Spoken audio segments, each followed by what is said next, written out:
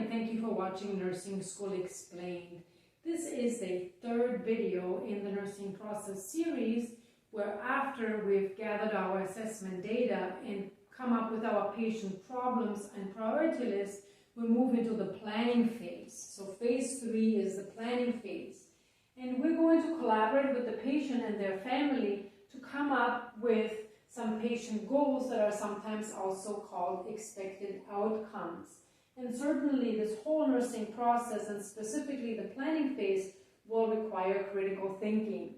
Now, when we come up with patient goals, we follow this acronym here called the SMART criteria, which stands for specific, measurable, attainable, relevant, and time-based. So every patient goal needs to have these 5 criteria. Now, in the previous prioritization phase, phase number 2, we had identified in our patient who was complaining of shortness of breath and diagnosed with congestive heart failure that he had 3 different problems. So problem number 1 was oxygenation, number 2 electrolyte imbalance, and number 3 risk for impaired skin integrity due to the pitting edema. Now when we look at the patient goals, we can formulate them as follows. So they always start with the patient will. And number 1, if we want to address the oxygenation, the patient's oxygenation was 91% and their respiratory rate was 24. So they were hyperventilating a little bit. So now our goal can be the patient will maintain an O2 sat of 95% or greater during my shift. Now looking at the SMART criteria, it is specific to the patient because they had an O2 sat of 91%. It's measurable because I can put the O2 probe on the patient and measure their oxygen saturation. It's attainable because from 91 to 95, I can certainly accomplish that during my shift. It's relevant to the patient because I had identified this as being a problem. And it's time-based, so they will maintain this during my shift. Problem number 2 was electrolyte imbalance with a low potassium.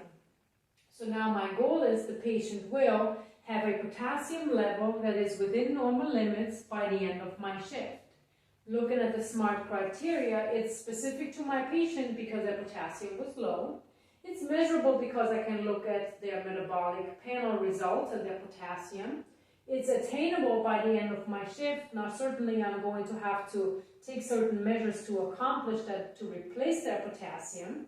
And it's relevant to the patient because I had identified this being a problem, and it's time-based by the end of my shift.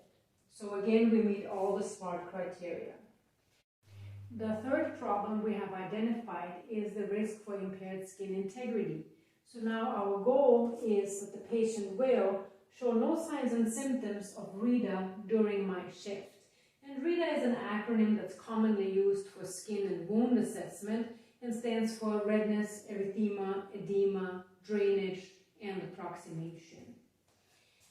And again, looking at the SMART criteria here, it is specific to my patient because I had identified this as a potential problem.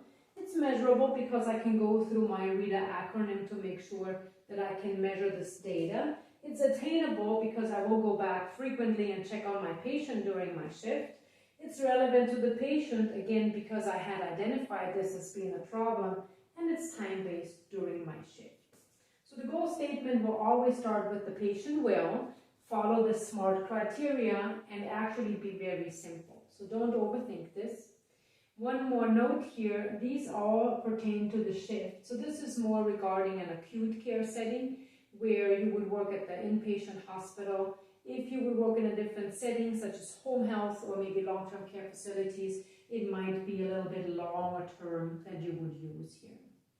Once we have assessed our patient, come up with a problem list and prioritize it appropriately, then we have established our patient goals, and by formulating these expected outcomes using the SMART criteria, we will use into the 4th phase of the nursing process, which is the implementation phase where we come up with nursing interventions to actually achieve our goals.